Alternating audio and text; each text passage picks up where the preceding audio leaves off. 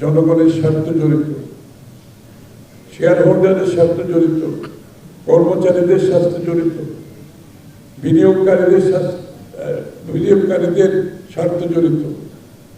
আমাদেরকে এগুলো মাথায় রাখতে হবে, কারণ এই জায়গাটায় যদি সত্যিকার অর্থে সুশৃঙ্খলতা না থাকে, ডিসিপ্লিন না থাকে, তাহলে বাংলাদেশের অর্থনীতি সত্যিকার অর্থে এগিয়ে দিয়ে যাওয়ার কোনো সম্ভাবনা নেই। একটা ভঙ্গুর অর্থনীতিকে আপনি দেখাতে পারেন, উইন্ডো ড্রেসিং করে দেখাতে পারবেন, কিন্তু এটার ফাউন্ডেশন এত দুর্বল হবে, এই ফাউন্ডেশনের উপরে বাংলাদেশের অর্থনীতি গড়ে উঠবে। তাই আমাদের যে চিন্তা, আগামীর বাংলাদেশের অর্থনীতিকে যদি এগিয়ে নিয়ে যেতে হয়, একদিকে ডিরেগুলেট করতে হবে। বাংলাদেশ আবার একটা ওভার রেগুলেটেড কান্ট্রি, এত রেগুলেশন করতে করতে কেউ কোনো কাজ করতে পারে। আবার অন্যদিকে জনগণদের স্বার্থ সংরক্ষণে আপনাকে যারা ওয়াচডগ বডি আছে তাদেরকেও সততার মাধ্যমে, প্রফেশনালিজমের মাধ্যমে চালাতে হবে। এখানে বড় ধরনের সংস্কারের প্রয়োজন দেখা দিবে। আসলে সত্যিকার অর্থে বাংলাদেশে কি এতগুলো ইন্স্যুরেন্স কোম্পানির দরকার ছিল? এই যে ইন্স্যুরেন্স কোম্পানিগুলো দলীয় বিবেচনায় দেওয়া হয়েছে, দলীয় বিবেচনায় ওই দলের লোকজনকে দিতে হবে, এই জন্য কি ইন্স্যুরেন্স কোম্পানি দিতে হবে? এই জন্য কি ব্যাংক দিতে হবে? ব্যাংকিং সেক্টরে একই অবস্থা, ব্যাংকের পর ব্যাংক দিয়ে গেছে।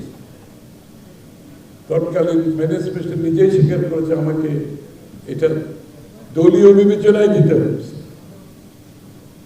আপনি চিন্তা করেন, একটা দেশের অর্থনৈতিক কর্মকাণ্ড যেখানে সমস্ত দেশের আপনার উন্নয়ন জড়িত, অর্থনৈতিক উন্নয়ন জড়িত, সেখানে যদি আপনি দলীয় বিবেচনায় এসব কাজ করেন, তাহলে সেই অর্থনীতি তো টিকে থাকতে পারে না, যেটা আজকে আমরা দেখতে পাচ্ছি। ব্যাংকিং সেক্টরে দেখেন, ইন্স্যুরেন্স সেক্টরে অনেককে দেখেন। এই জন্য জবাবদিহিতা ফিরিয়ে আনতে হবে। যেমন সরকারের জবাবদিহিতা ফিরিয়ে আনতে হবে, নির্বাচিত সরকারের মাধ্যমে আপনার কোম্পানিগুলোতেও জবাবদিহিতা আনতে হবে। পপুলার ইন্স্যুরেন্স কোম্পানি আমি আগেও করেছি। আমরা এটা শুধু ইন্স্যুরেন্স আর ব্যাংকের মধ্যে না, আপনি ইউনিভার্সিটিগুলো থেকে টাকা লুটপাট করেন, প্রাইভেট ইউনিভার্সিটির নামে। ইউনিভার্সিটি করেছে প্রাইভেট ইউনিভার্সিটি, এখানে এটা কোনো লাভবান প্রতিষ্ঠান না। এটা আপনি শিক্ষানুরোগী হিসাবে বিনিয়োগ করবেন দেশের মানুষের শিক্ষার জন্য। সেইখানে পর্যন্ত ইউনিভার্সিটিগুলোতে টাকা পয়সা লুটপাট করে দিয়ে গেছে, আর ইউনিভার্সিটি পর ইউনিভার্সিটি পারমিশন দিয়ে গেছে। এদেরও কিন্তু কোনো জবাব দিতে নাই। আগামী বাংলাদেশ গড়তে হলে প্রথমে জবাবদিহিতার আওতায় সকলকে আসতে হবে।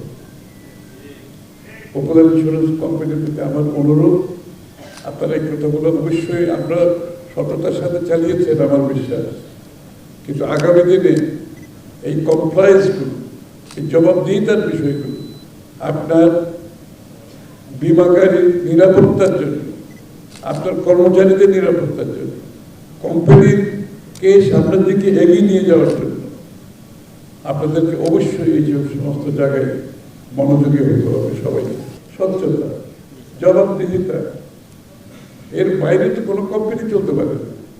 এটা কোম্পানি, কোম্পানির মালিকের একা না। আমাদের একটা বিশ্বাস হয় কি জানেন, আমরা ইন্স্যুরেন্স কোম্পানিকে এটা ব্যাংক মনে হয় এটা মালিক দেখি, আসলে কেউ মালিক পরিবার।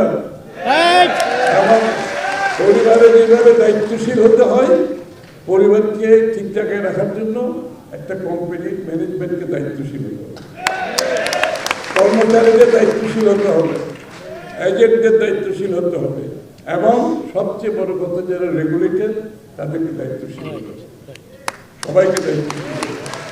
এবং যে ইন্স্যুরেন্স কোম্পানি যে মন্ত্রণালয়ের অধীনে চলবে সেই মন্ত্রণালয়কে দায়িত্বশীল হতে হবে, সেই মন্ত্রীকে দায়িত্বশীল হতে হবে।